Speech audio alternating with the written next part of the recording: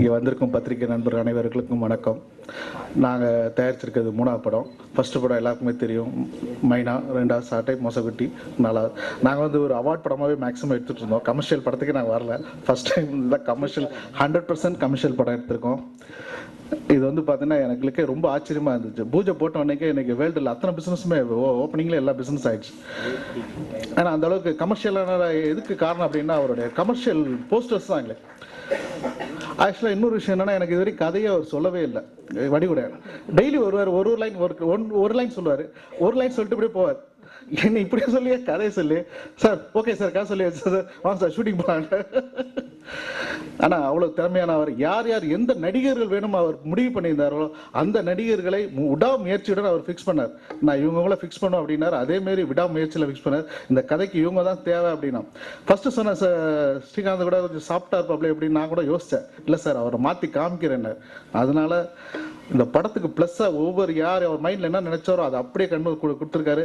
நான் இது வரைக்கும் எல்லா ப்ரொடக்ஷன் நான் தான் ப்ரொடக்ஷன் பார்ப்பேன். 3 படமும் இதுக்கு நான் ஷூட்டிங் பக்கமே போகல, வர போயிருக்க மாட்டேன்.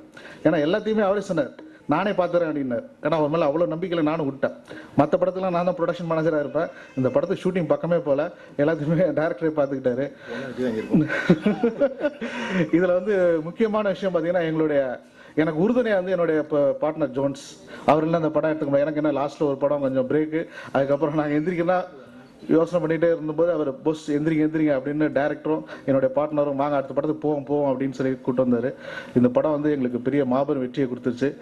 கமர்ஷியல் 100% வந்து பெரிய வாங்கினவங்களுக்கும் எல்லாருக்கும் பெரிய ஒரு இதாக இருக்கும். அதுமாரி எங்களுடைய ப்ளஸ்ஸாக இருந்தது என்னுடைய கூடவே இருந்த எங்களுடைய மௌன ரவி பிஆர்ஓ. என்னுடைய எல்லா படத்துக்கும் அவர் தான் இருக்கு. எனக்கு அவர் படம் எடுக்க முன்னாடியிலேருந்து பழக்கம் இருந்தாலும் இன்னை வரைக்கும் எங்கள் கூட இருந்து இந்த படத்துக்கு நல்ல ப்ளஸ் எங்களுக்கு ஏற்படுத்தி கொடுத்தப்ப பிஆர்ஓ மூலயமா ரொம்ப நன்றி சார். Thank you sir. அது முக்கியமாக எனக்கு இந்த படத்தை வந்து எந்த டேரக்டருமே ஒரு படம் வெற்றி வேணும் அடுத்த அந்த கம்பெனியில் பண்ண மாட்டாங்க. ஆனால் வடிவு டான்ஸாக இந்த கம்பெனிக்கு நான் இன்னும் 2 படம் பண்ணி கொடுத்துட்டு போகிறேன்னு சொல்லியிருக்காரு. அதே பற்றி எல்லா டேரக்டருமே ஜெயிச்சோன்னா ஒரு கம்பெனி இப்படி மேலே பார்ப்பாங்க. ஏன்னா சினிமாவில் இப்போ யாருமே திரும்பி பார்க்குறதே கிடையாது. ஆனால் இந்த கம்பெனி நிறைய பேர் தூக்கி விட்டுருக்கு. அது சினிமாவில் எப்போவுமே ஒரு நன்றி இருந்தால் தான் வந்து இருக்கும். முன்னாடி இருந்துச்சு எல்லாத்தையும், இன்னைக்கு நன்றி யார்ட்டையுமே கிடையாது. நம்ம ஏணி விட்ட ஏணியை யாருக்குமே தெரியாது, அப்படியே வெட்டி வச்சுட்டு போயிட்டே இருக்காங்க.